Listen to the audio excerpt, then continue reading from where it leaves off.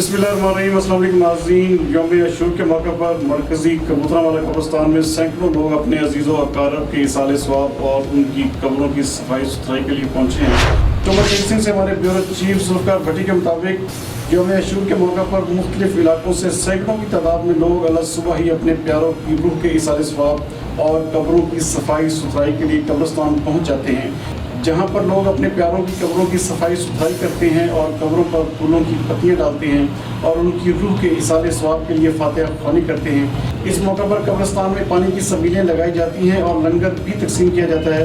यहाँ पर आए हुए लोगों का कहना था कि वो हर साल अपने प्यारों के लिए यौम आशूरा पर कब्रों की सफाई सुथराई करने आते हैं और उनकी रूह के इसाले सवाब के लिए फातिहा ख़्वानी करते हैं।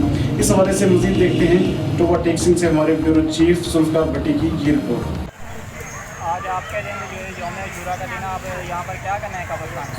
ये हमारे दादा की कब्र है, हम यहाँ कब्रों की लिपाई करने आए हैं और हमने यहाँ फूल वगैरह भी डालने हैं और यहाँ हम फातिहा ख़्वानी दुआ भी करेंगे। हमारे दादा की कब्र है, हमारी दादी की भी है और भी हमारे रिश्तेदारों की है यहाँ कब्र। यहाँ हम दुआ करने के लिए आए हैं, लिपाई भी करेंगे, दुआ भी करेंगे।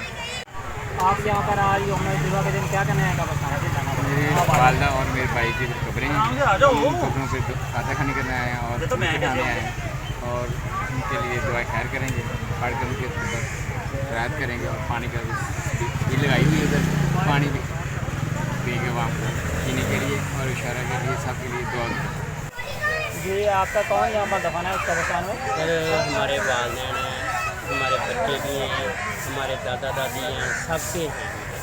आपका यानी कि अहले खाना यहाँ मरफन है। जी, आप क्या करने के लिए आज क्या करेंगे जरा इकट्ठे क्या करने के लिए? जाहिर सी बात है सर, हम अपने प्यारों के लिए दुआ करने आए हैं, उनके लिए उनको खराज तहसीन पेश करने के लिए आए हैं कि चलो अल्लाह ताला उनकी मग़फ़िरत फरमाए, इसलिए हम इधर हाज़िर हुए हैं। हम सब बच्चे बड़े छोटे सब हम इकट्ठे होकर आके इधर दुआ मांगने के लिए।